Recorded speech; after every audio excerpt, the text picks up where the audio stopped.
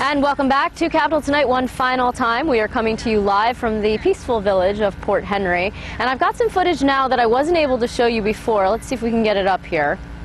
I think what we're going to be looking at is the final piece of the span of the new Lake Champlain Bridge. You might actually know it better as the Crown Point Bridge. That's how it's known on the New York side here.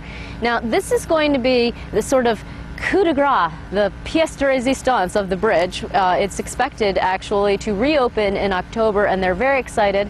The Mariah Town Supervisor Tom Scozafava told me earlier that there have been jobs created locally from the construction of this bridge, but a lot of people, at least 300 he said, in this area are working actually in Vermont, and they very much need to get over to Vermont, which is right behind me. When you've been looking at this shot all night, behind me actually is a completely different state.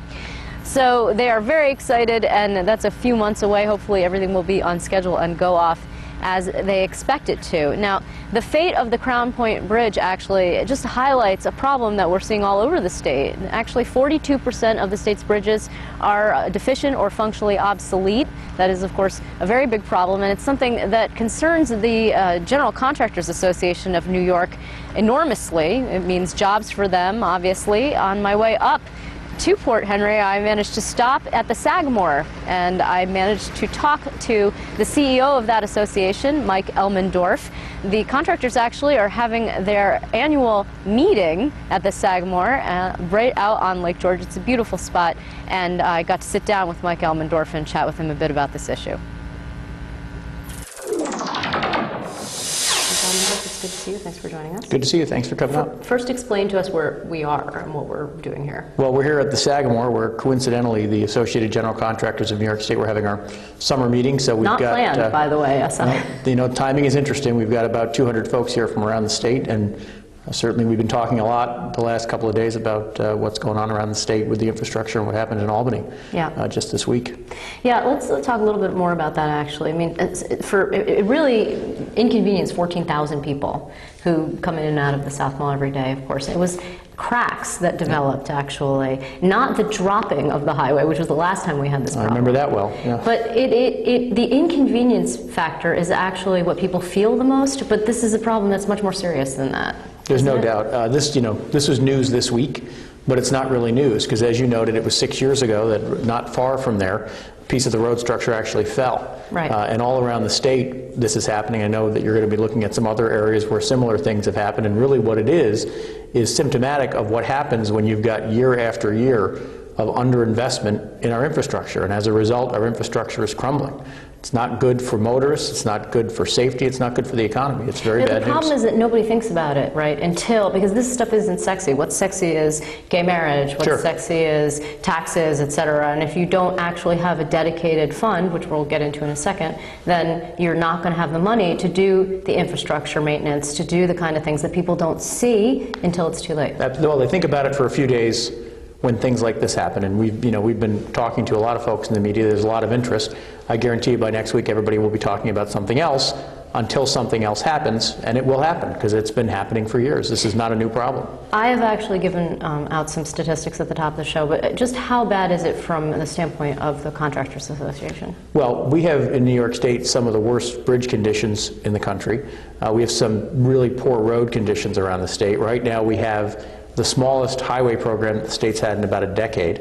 And the state of the infrastructure is very poor, so there's just not enough money to do the things that we need to do to maintain a state of good repair, much less make the sort of improvements and modernizations that we would want to. And that's very bad, because obviously in order for our economy to be healthy, for our economy to thrive, to recover, to come back, you need to have an infrastructure that works, and we don't right now in too many parts of the state. How much money do you think, I mean, at best case scenario, how much money do you think there should be in that fund? Well, it's very complicated, because a lot of the funding, there's state funding and there's federal funding, and there's sort of two things going on at once right now. You've got the state's dedicated fund, which we should talk about some more. It's in very, very bad shape, and it's not quite so dedicated, if you will. It's being used for a lot of things that have nothing to do. We didn't even have it before 1991. No. I mean, the idea that it actually, in 1991 when it was created, we were one of 3 states that didn't have one. And then, of course, we had one, and everyone was very pleased about that, except that, as you say, the dedicated part of it isn't actually being adhered to. It's supposed to be a lockbox. When you fill up at the pump,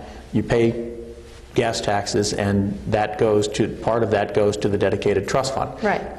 The problem is, as I said, it's not quite as dedicated as you might like it to be. You've got about $700 million a year in expenditures coming out of that fund for things like snow removal, bus inspections, DMV operations. Well, but those things are important, obviously. But they're not road and bridge maintenance, which is what that fund is meant to be for. So if it was intended as a lockbox, I think we need to go ahead and change the key, because too many people are reaching into that fund. Yeah, but you know, well, hold on though, as a local guy, I mean, you've worked at the Pataki administration, obviously, you've been active in local politics. I mean, the local governments would say, yeah, but we have so much mandate, and you and I have talked about this, sure, we have so much unfunded state mandates that we can't afford to do things like salt our own roads or whatever this money is going to help us do. It's not necessarily even going to locals, though. It's other parts of state it's really state operations that have been funded out of the trust fund, because the state has decided over the years that they see a pot of money. It's a very dangerous thing to be in Albany, right. So it gets used for other things. The other problem is, frankly, that the fund is insolvent right now. It's been very poorly managed,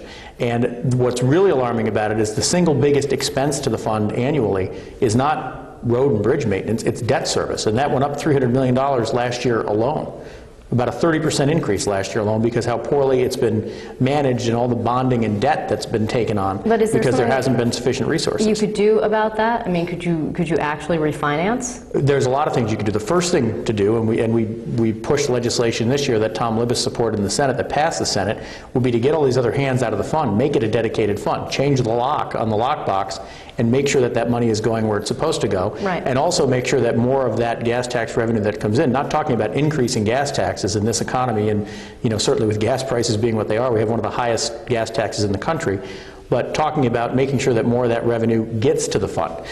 So you start by trying to make sure that the money that's already out there for these things where there's so much need is getting where it should be and being used for what it's intended. What about a bond act? Because that was something actually that in the Pataki administration sure, we saw. It was actually for environmental projects. No, there was a transportation bond act too. Okay, so then why not actually go that route? Go to the voters who certainly understand and see the need. I mean, certainly in Crown Point they're seeing it, and say, hey, look, we need the money. Let's go. It's certainly an option, and we've had conversations with the DOT. They're our partners. The commissioner was here with us this morning.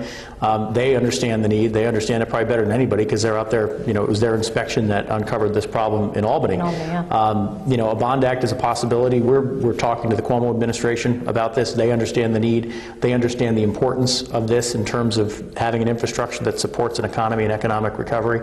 There's a lot of options out there. One of the things that we've been talking about this week, the Marcellus Shale, everybody's talking about that. Right. That will create a lot of demand on the state's transportation infrastructure. It will require a lot of improvement to the infrastructure, but like it's also going to, well, it's in a lot of very rural areas that have roads that weren't intended to have the volume and the kind of heavy truck traffic that you'd have if you have this activity. And that's going to mean an influx of a lot of money into the state. So one of the things that we're talking about is, if you proceed with that, there ought to be some of that revenue that's pegged for infrastructure. It just makes sense, and it frankly may be a way for the state to get out of the hole that they're in with infrastructure funding, because we need to. So two things here. One would be something dedicated out of hydrofracking, if in fact the state goes forward with that. The other would be a bond act. What would be another way of getting more money in at a time when obviously the state doesn't have as much money as it would like to have? Well, it's clear that there's not going to be a tax increase. No. The governor's made that very plain, publicly, privately, and I think he's right about that. So, it may also be about looking at the revenues that are out there, making sure we get them, looking at new revenues like potentially from the gas drilling, but also, frankly, trying to look at ways to make the way we do this work more efficient, to get projects done more quickly, to get design building done more quickly, to look at public-private partnerships, particularly for some of the really big projects out there, like I know you folks are down at the Tappan Zee. That's a huge project, and there could be opportunities to do things like that with a public-private partnership. Yeah, but I mean, what about, for example, and this is going probably a little bit even further, but like branding. Someday are we going to see the Pepsi Tappan Zee Bridge? Well, privatization. That would talk be, about privatization. that's a lot of Pepsi. That's a very large volume of Pepsi for the Tappan Zee Bridge. But yeah, I know. But just to explain, right, it's in the billions. It's a project in the billions. Sure. I understand that. But when you start talking about public-private partnerships, I think that's what people start thinking about, is the privatization of state assets, which is not something that necessarily people want to see. Well, there's a lot of different ways to do it. And Senator Fuschillo, who now chairs the Transportation Committee, has a bill on this. He came and met with us about it earlier this spring. And it's a conversation starter, really. We know the administration is interested in looking at public-private partnership. It's very new to New York for this type of work, and there's a lot of the ways that we do this sort of construction is sort of behind how other parts of the country do it. We have a lot of catching up to do here, a lot of streamlining to do, and public-private partnerships are not necessarily the silver bullet here to solve this, but it is certainly something that may help us, particularly with some of these huge projects like Tappan Zee, which has been talked about, God, for over a decade. Well over a decade, sure. And what's bad about this, whether it's the Tappan Zee or whether it's a local road, the longer you defer the repair, the maintenance that has to be done, the more expensive it gets. And so Commissioner McDonald said this morning, we can pay today, or we can pay a lot more tomorrow or down the road, and that's what we're dealing with. Knowing what you know, when you drive around New York, do you specifically plot out your plan, your travel plan, to avoid certain areas of the state? Well, I have no sense of direction virtually, so it's hard for me to do that. I'm very reliant on GPS, but no, I don't. I mean, I have confidence in the professionals at DOT. They're our partners. They are very good at knowing what's going on with the infrastructure, as we saw in Albany.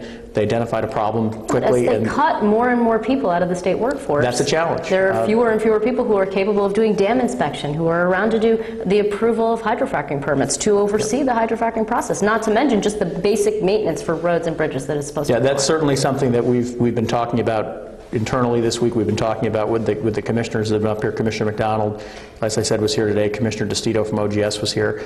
And there's a concern about that, because already we think that some of this stuff could be done more quickly, and if you're looking at workforce reductions, it's going to make that much more challenging. But we've got a lot on our plates here, and there's a lot of need here, but we've got to address this. We can't kick the can down the road any longer, because it's going to be one more thing that undermines our economic recovery if this infrastructure keeps crumbling.